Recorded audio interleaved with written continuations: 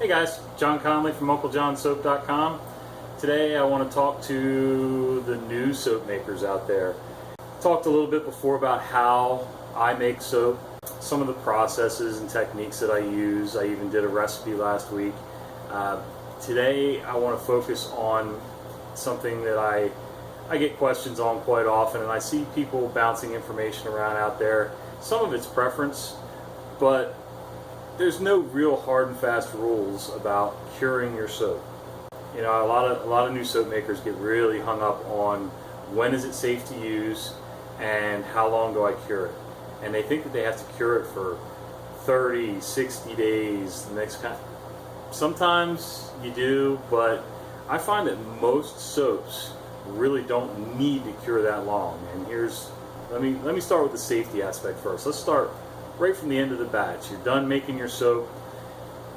If you're cooking it, hot process soap, as soon as you're done cooking it and it's going in the mold, other than the actual physical temperature of the soap, it's safe to use. You heard me right. It's safe to use.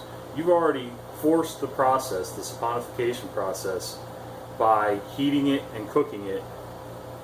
You've already forced that process to happen like that. The only thing is, it's hot and mushy. But if you want to test it, just before you put it in the mold, take a little dab of that soap on touch the back of a spoon to it, let it cool, and then touch it to the tip of your tongue. I'm going to show you. Don't worry, this is my personal bar. Just to the tip of your tongue. If you get a little tingly feeling or a really sour feeling in your tongue, it's lye heavy and it's not ready. Generally speaking, and it's probably not 100% of the time, but generally speaking, when you're cooking it, hot process, that will not happen when you're done cooking.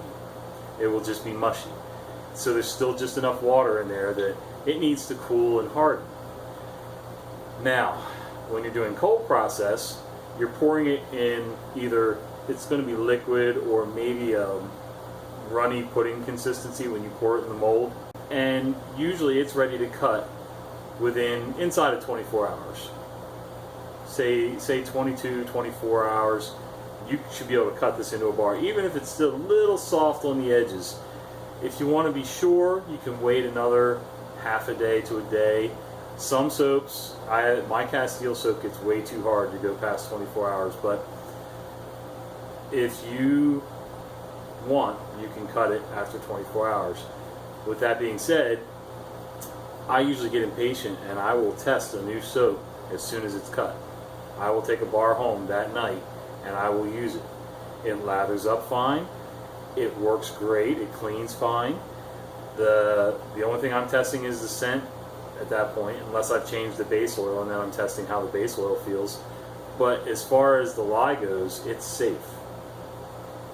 That if you get past 24 hours and do the tongue test and it's still zapping you, you've measured something wrong, because that's not going to happen. That process, when you mix your lye, water, and oils together and you do it right, there should be no lye left. It should all be done as far as the saponification goes. At that point, the only reason it's soft is you're waiting for that water to evaporate out of it. So now, let's move on to curing times. The only thing, and this is my opinion only, but I've been doing this long enough, the only thing that curing does is make the bar harder. I can squeeze this bar. It's a little tiny, it has just a tiny little bit of give. It's not really spongy, but I can definitely tell it's only this one's about 4 days old. And I would have no worries using this soap. Curing doesn't seem to make the soap any milder. Your pH is pretty much what it's going to be after 24 hours, maybe 36. The only thing it does is harden the bar so it lasts longer in the shower. So if you want to use your first bar, if you did a batch, and you want to use the first bar the next day after you've made it, as long as it's not totally gooey, and if you go like this and you come off with a big fingerful of soap, stop. Let it cure a little longer.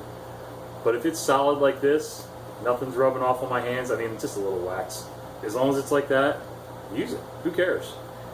it's not going to disappear much faster, and I'll tell you why.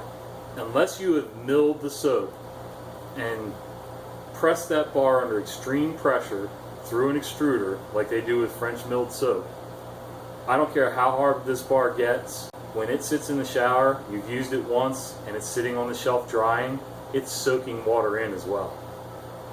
And it's going to go fast. It's handmade soap.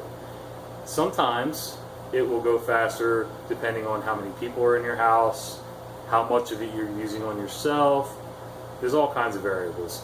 But generally speaking, if I let this bar cure for a year and then went to use it in the shower, it's not going to last that much longer than a bar that's been curing for a week. I've proven it over and over with several different types of soaps that I make, and I've never seen that big a difference. Is there some difference? Yeah.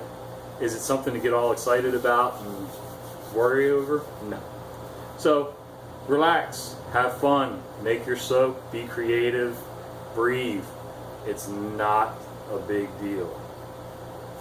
So, zap test, let it cure long enough to get hard enough so that it's not, coming off all in your hands. If it's a little sweaty but still hard, you can cut it, and then let it sit and harden more, and that sweatiness on the outside will dissipate and will disappear. It'll evaporate.